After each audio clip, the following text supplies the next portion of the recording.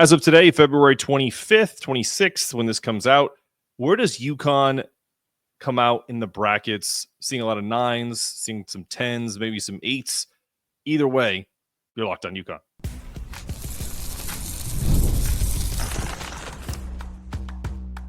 You are Locked On UConn, your daily podcast on the UConn Huskies, part of the Locked On Podcast Network, your team every day. Thanks for making Locked On UConn your first listen every day. We are free and available wherever you get your podcasts and on YouTube, part of the Locked On Podcast Network, your team every day. Before we dive into today's show, I want to take a moment, as always, to say how thankful we are for all of you, especially our everydayers out there. We appreciate all of your support. We're proud to say we're the only daily podcast covering UConn men's and women's basketball, the hoops capital of the world. And we're thrilled to bring you that coverage because our fan base deserves it, right? To show our gratitude, we're giving back. We're donating 10% of our revenue to Husky Ticket Project, helping send kids to UConn games. All right, today's episode is brought to you by FanDuel. Right now, new FanDuel customers can get $150 in bonus bets if your first $5 bet wins. And what we wanted to do today, as I bring in my co-host on Tuesdays and Thursdays, this will come out on Wednesday, but on the day, Dan Meehan of Exit 68 and a Locked On UConn contributor. So where are we as of today in terms of brackets? The last time Dan and I were on a show together, we were both frustrated with the loss at St. John's, but understanding that this team obviously just isn't up to par with the St. John's teams that's more physical and really kind of put, as our buddy Henry Little Red said, belt to ass and in the Madison Square Garden. So I'm seeing a lot of 8 seeds. I'm seeing a lot of 9 seeds, potentially a 10 seed. I think you had Mike DeCourcy's. He sent me that one. That's Fox's bracketologist. Lenardi has us as an 8 or a 9. I think it's a 9 and trending downwards. And then my buddy Rocco Miller out in the Pacific Northwest and does a little contributing for a field of 68. I think he has this as a 9 or a 10. He's usually, listen, if there's a guy that I know that has zero bias, it's Rocco. And I think he's like one of the best in terms of the best bracketology you've never heard of. So what are your thoughts? Like, where are we right now? What have you seen? Yeah, so stemming from the loss over the weekend to St. John's, UConn currently stands at 18-9, 10-6 in the conference. They're 37th in the net rankings, 5-5 in quad 1 games. Like you said, Mike DeCourcy, that's as of this morning, has UConn projected as a 9 seed, playing Illinois in the first round of the West region. That would be Auburn's region, so they would be playing them in the first few games if they were to advance. Evan Mia has them currently, quote-unquote, as a 9 or 10 seed. They currently have the 34th best resume in America, according to Evan. So he weights each win and loss on a weighted scale.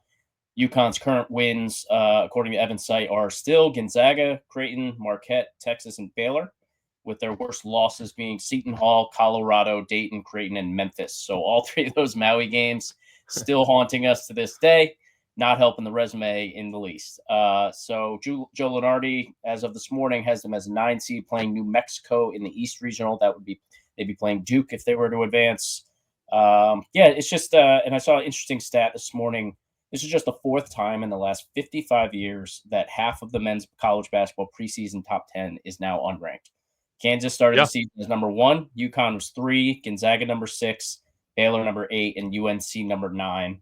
None of those teams are even in the top 25 anymore. Or the top 10. Excuse me. Let me just say this because we're talking about brackets. And I'll get to my take on UConn. And I am not a Carolina hater because I have zero dog. I mean, I have zero dog in the fight down here. If they're playing Duke, I root for Carolina, obviously. If they're playing NC State, it's kind of like a coin flip because I'm obviously living in Greensboro.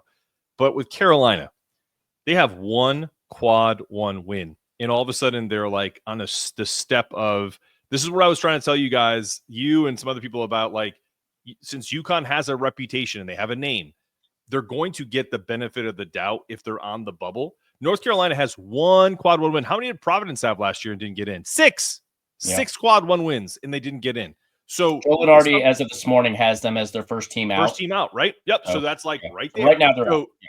They're out. But I'm saying, like, they shouldn't even be in the vicinity. They shouldn't be in the ballpark. That is a team that hasn't beaten anybody. And I know that we have terrible losses and people can make fun of us for losing to all those games in Maui, blah, blah, blah.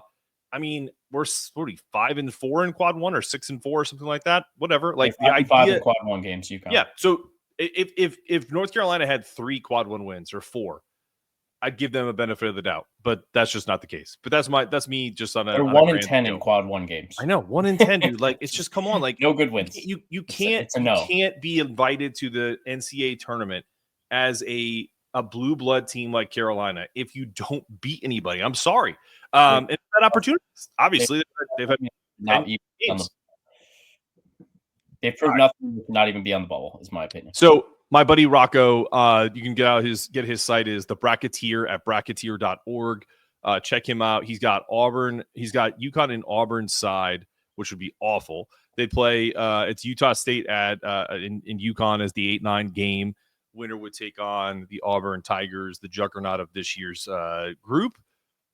That's in Lexington. He's not doing me any favors. If they're going to be in an 8-9 game, please give me Raleigh so I can go to the game and not have to fly anywhere. But yeah, I mean, like these are that's what I'm seeing. Like 8-9. Like Lenardi's got us as a 9. That seems to be the consensus as of today. Yes. Yeah. I think that's fair. I don't think I think that's where it was before the St. John's game, and that just didn't change. You're playing. I think St. John's is number 7 in the country now, as of yesterday.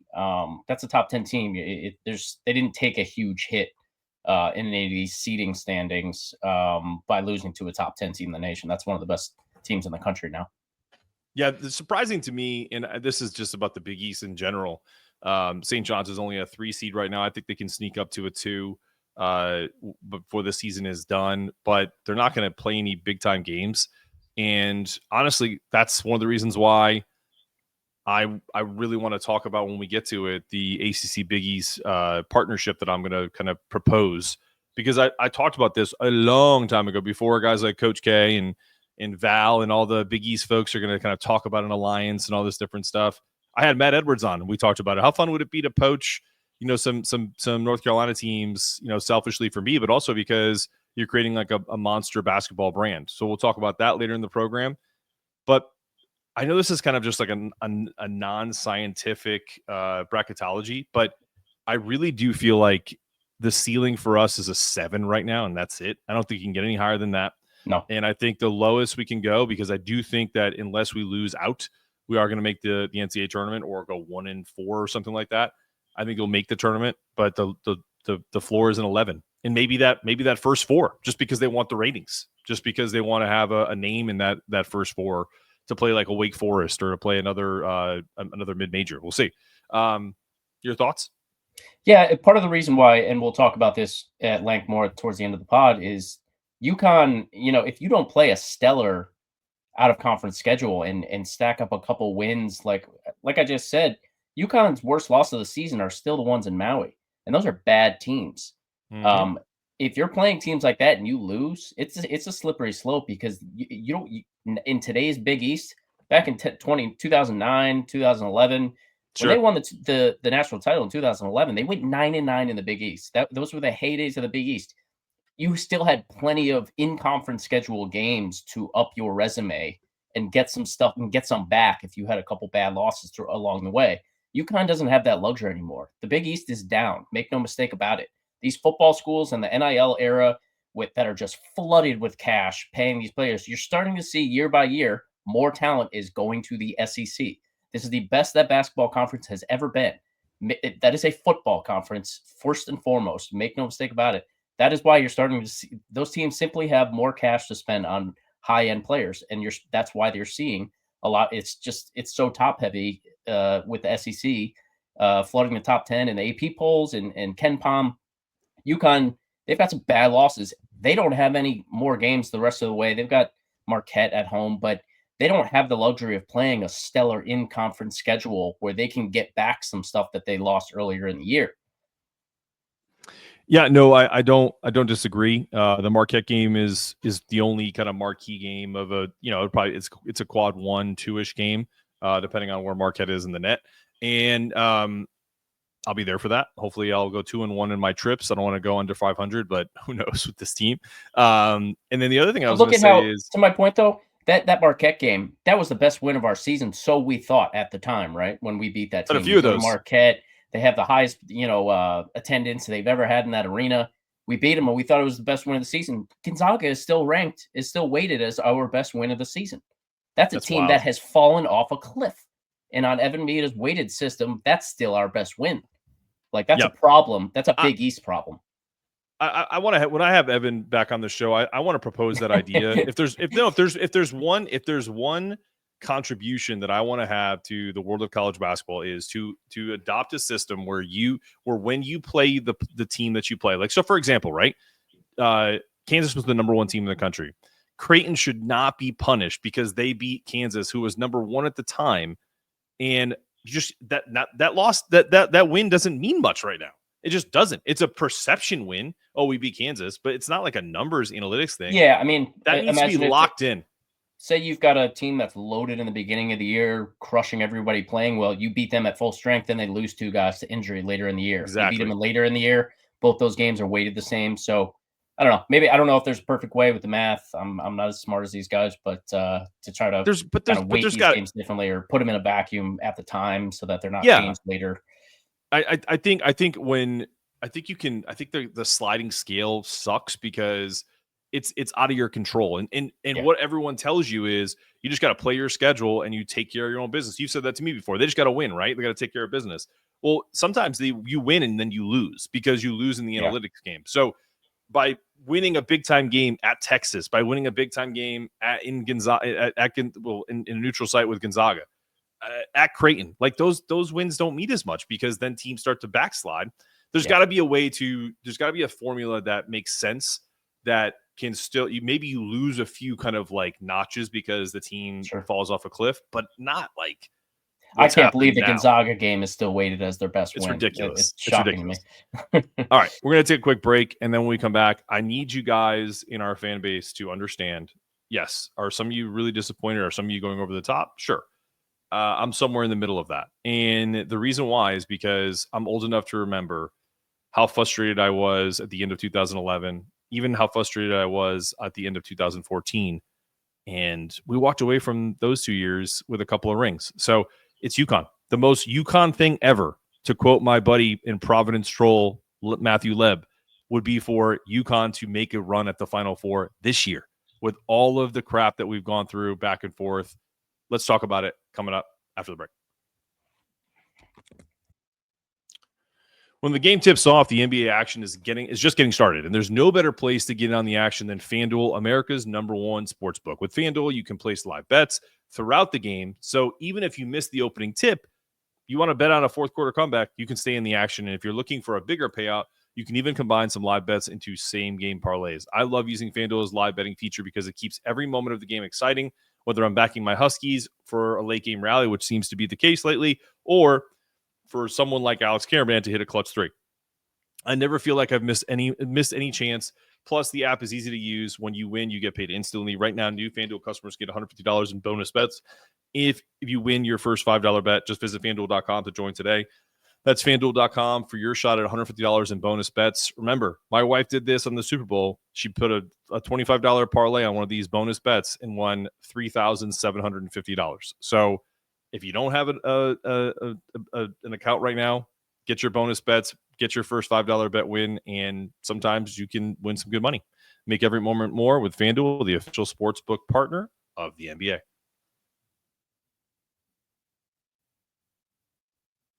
And we're back on Locked On UConn with Dan Meehan, owner, founder of Exit 68, and my buddy of a Locked On contributor here, as well as your host, Mark Zanetto, every day with you, sometimes twice a day. All right. So, Dan, I don't know if you've noticed the fan base has kind of gone a little off the reservation in the last couple of days. And, listen, it's a reaction to just getting your ass kicked against St. John's. They're chirping. There's people that are trying to say, oh, hang a banner, blah, blah, blah, take your regular season sweep, whatever. What I would say to any St. John's fans, just so they know for the record, we're not opposed to getting destroyed by Rick Pitino. The last time that happened, we won a national championship. We got beat 81-48 by Louisville in 2011, and UConn won the national championship. Now, Kemba Walker's not walking through that door. Jim Calhoun's not walking through that door. So not that Dan is not capable, but let's just put it this way. The most UConn thing ever would be for them to make a run at the Final Four. And it's all going to be matchup specific. If we stay in the 8-9 game, I don't think a Duke or an Auburn want to see UConn, but I don't think they're going to fear it. Yeah, so I made a mistake earlier. I said that in Mike Corsi's update this morning, UConn was going to be in the West, which was Auburn's bracket. That is Florida's bracket. So they would have to, they'd be a 9 seed playing Illinois. This is all going to change. So there's really don't put too much weight in it today. It's all going to change. There's too much left to shake out. So the seedings might stay the same, but the matchups will be different. But either way, if UConn is an 8 or 9, if they win that game, they're going to be playing the number 1 seed in whichever bracket they are dealt.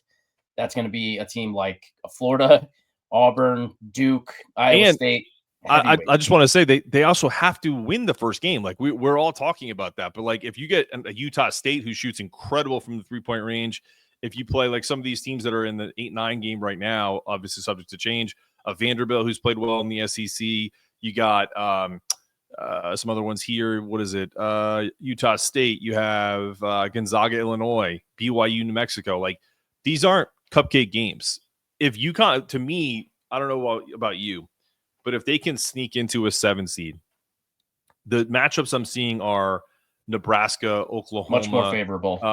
VCU, San Diego State, our old friends, UC San Diego or Drake. Much more favorable matchups for UConn, to your point.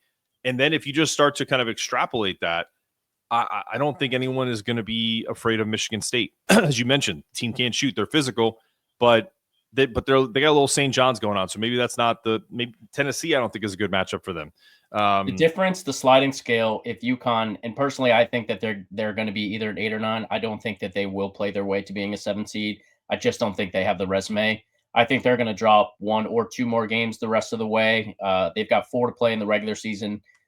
Even if they split those games and then win 1 or 2 in the Big East tournament, I don't think they're winning the Big East tournament.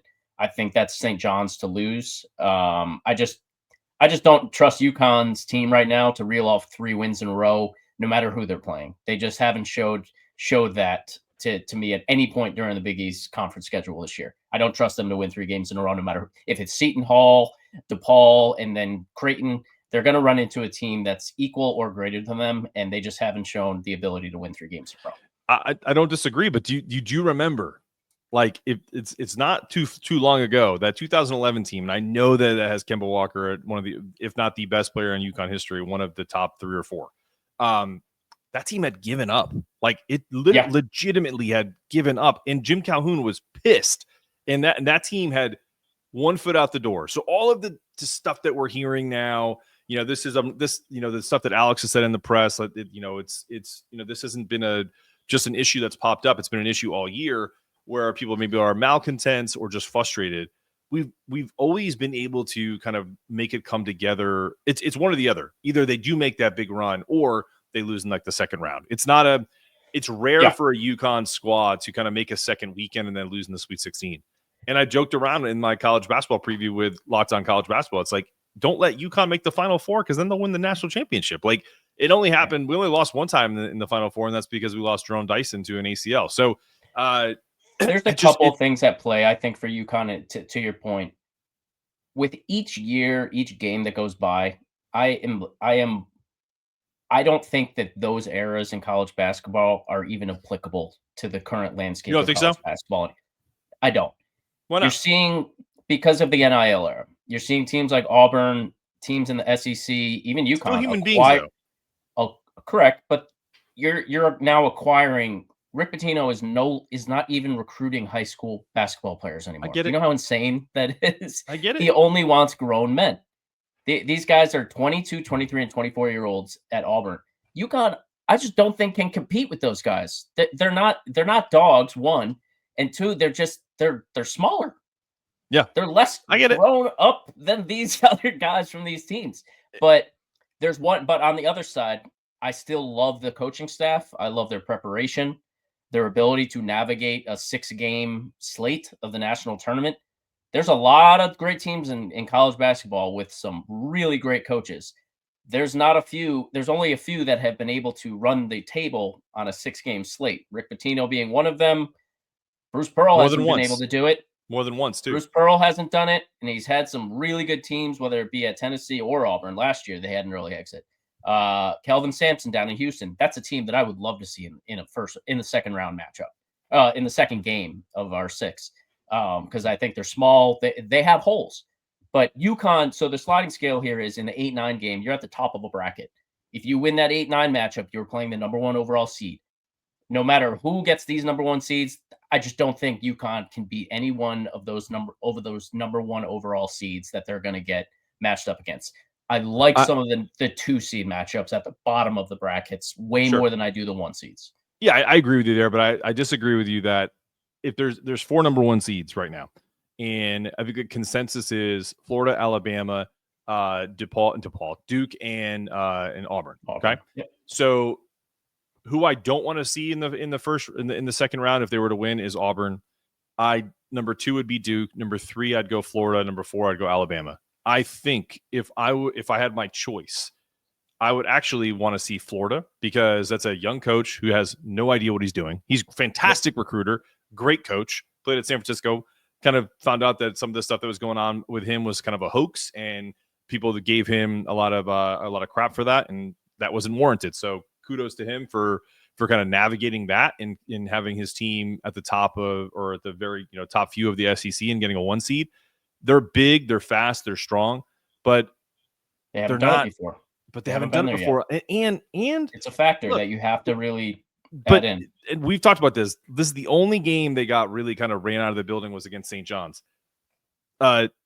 Florida went to Tennessee and got their ass kicked by Tennessee.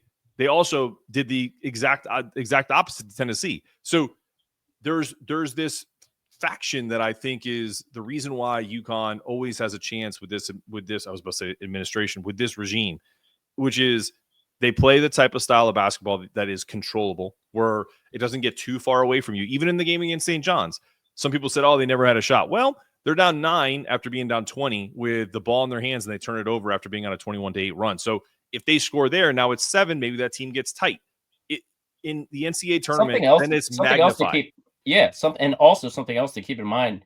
Florida's going to be one of the 1 seeds, but they're the 3rd overall 1 seed. They're in the West Regional. They're not playing in front of their home fans in a raucous gym. That place might be half empty day 2. On the West Coast, there's not. Guess what people love to see. I lived on the West Coast. There's not a ton of Florida alumni out there. I promise you. No. Well, guess what people love to see, because I've even seen it here in Greensboro when Duke played Lehigh and lost in the second round at the first round as a 2 versus a 15. I was at that game, and guess what? The Greensboro Coliseum was rocking for Lehigh. Yeah. They were riding with CJ McCollum because listen, I'm the exact same way. As long as it's not UConn, I don't care if I pick the bracket. This is well before sports betting. I'm always rooting for the upset, always, because it's more fun, especially in the first round. Especially if it's Duke. It's any 1 seed, 2 seed. Duke makes it even better, right? But yeah, I think that's the reason why I'm not giving up on this team yet until we're either not in the tournament or the last whistle is blown. Then I'll start talking about transfer portal. Then I'll start talking about who's staying, who's going, all of that, because that's what we've seen it with this particular UConn team all season. For whatever reason, they need a reason to get up for a game. If they get tossed in the 7-10 game or an 8-9 game, I'd rather have them go play out on the West Coast than in East Regional or South Regional, where it's just even keeled, like play a Florida team or an Illinois where no one's in front of their home fans. I trust our staff and our team that has some of these guys that have been through a 6-game gauntlet of the national tournament to go to a neutral site game like that and be able to get up for it way more than I do a team that hasn't done it before. So I'm almost hoping for one of those awkward, weird matchups in a different region. We've done it before. We've gone out west and cut down nets. When we return, is a Big East ACC partnership, not merger, the way to go? I have an idea. I want to lay it out for Dan and hear his thoughts, and we'll talk about it coming up after the break. All right, you're back on Locked On UConn with your hosts, Mark Zanetto and Dan Meehan, Locked On UConn contributor and owner-founder of Exit 68.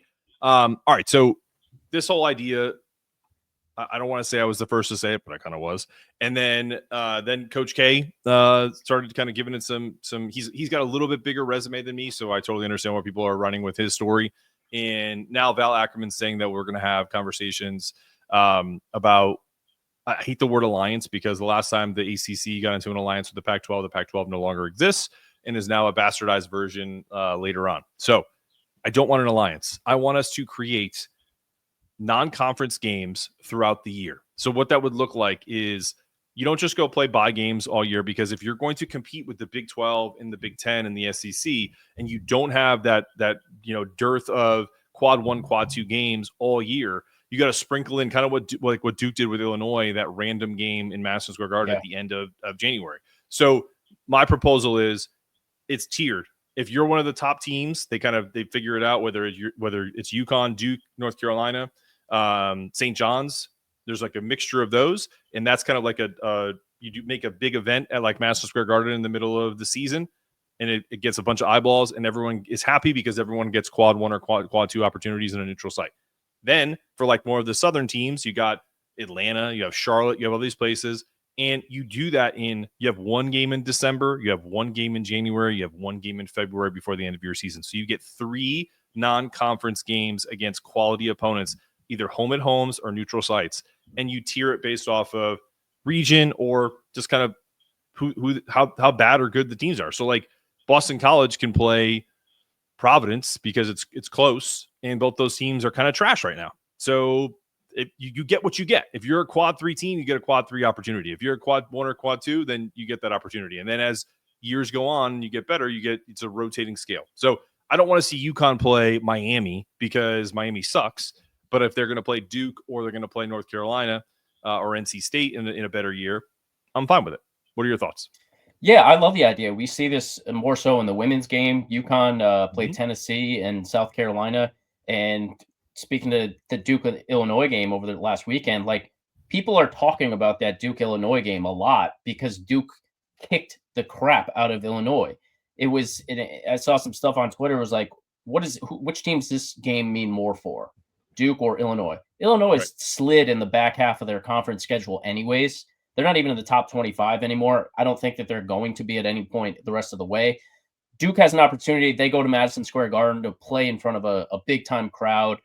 Everyone watched that game. It was the only game on that night. And they won by like 40 points and kicked the crap out of, Illinois is still a tournament team out of conference. So we've been, the only knock on Duke this season is that they've played a soft ACC schedule, which they have. They're right now, I think they have the highest Ken Pom score in the history of the website. They haven't won the national tournament yet, so it's moot until they do run the table. But they got a chance to go to a neutral site and play against a tournament team, and they kicked the crap out of them. That's going to help their resume later in the year, whether they're going to be if Auburn drops another game or two, Duke might get that number 1 overall seed, and that game will have had something to do with it. That helps their quad 1 or quad 2 rankings. I would love to see UConn be able to just kind of break up that just sluggish regional schedule that you play in the Big East, or whether it's the Big East or whichever conference. You're just going to, these different places throughout your region to be able to go play to just kind of break up mentally.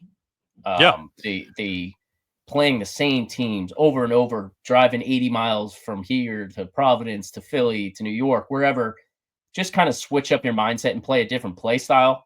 You see a lot of some different referees in a neutral site game, just all the things we complain about game to game in the Big East. It would be really nice just prior to the national tournament to just get a taste of a different flavor of what a team brings and just trying to like change your mindset a little bit, because teams like Alabama, SEC, these are scores in the 80s and 90s and early 100s, like every game out in the SEC. That would be good for a team like UConn or any team to play someone like that, different than a different play style than they're used to in their in-conference games, as you lead up to a national tournament. Yeah, I just think it's the right way to go, because as much as I'd love for UConn to be in a power conference, I'm starting to see kind of not necessarily the writing on the wall, but like we're going to do a show when the season's over. I haven't formulated all my thoughts on it. I've had some people reach out to me about how essentially it's the reason why UConn is trying to get into a Big 12 or another power conference and leave the Big East behind is because when the revenue sharing stuff comes down the pipe, they're going to have to, kind of pony up for football, and the rest of the Big East schools just don't. So the amount of money that's going to be left over for the other 10 Big East schools is going to pale in comparison to what UConn has. So, and vice versa. I think you guys know what I'm saying. Like, UConn has to figure something out. If you're going to keep football relevant, if you're going to keep football as a reason that UConn is going to be a brand, then you either have to leave and go to a Big 12 or another conference that maybe is to be named later, or you kind of figure out this whole Big East kind of alliance type thing where you keep the football independent and you have good games to keep us relevant with NAL opportunities, down the pipe. So yeah, I think for me, the biggest thing that would come for this is the Big East has to act. They have to look at this as think about it.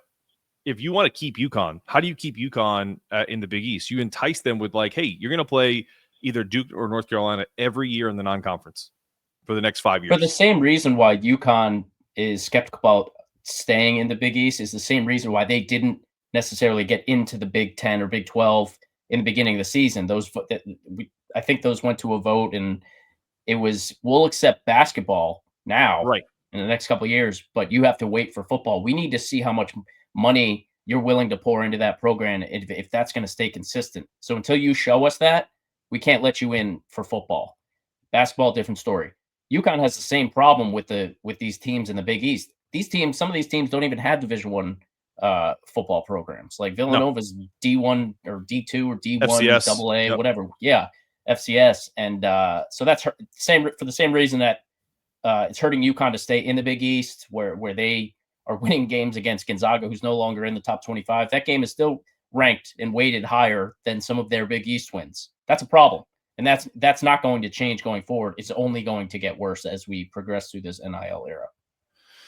All right. That's our show today.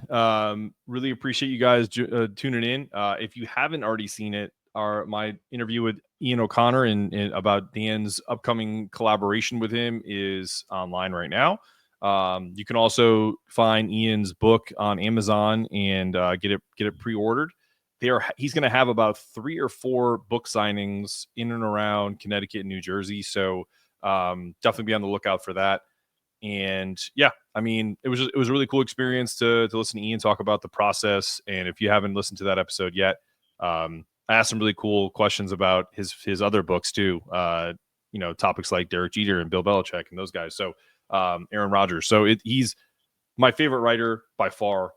Phenomenal person, and really appreciate him coming on the show. Dan, appreciate you as always, man. I'm hoping that we can start to kind of celebrate some wins versus talking about perspective and talking about yesteryear and all that stuff that we've been talking about over the last. Tired to talk about 2011. games. Let's just or just last year. Last year's over, and and let's string some wins together here, boys. All right. There could still be some really unsung fun to be had with this team. Oh, without a doubt. Season. Listen, it could get. I know we're gonna end the show, but if we get in, even if we don't beat, don't give us that 7 seed. I know, but I'm just saying, if just hear me out. No, I want it. I want it. I'm just saying, if we play a Duke or you play an Auburn in the second round, even if we don't win, if we just scare the living hell out of either one of those teams. And with the guys that we have right now, which we've all been very honest about, that they just don't have the horses. But if we can almost snipe one from, especially the Duke, who just kind of beat an 8 or 9 seed by 45 points, I almost think that's as weird as it might seem, like a little bit of a moral victory in a kind of a springboard to the next season. All right, that's it for today. As always, go Huskies. Go Huskies.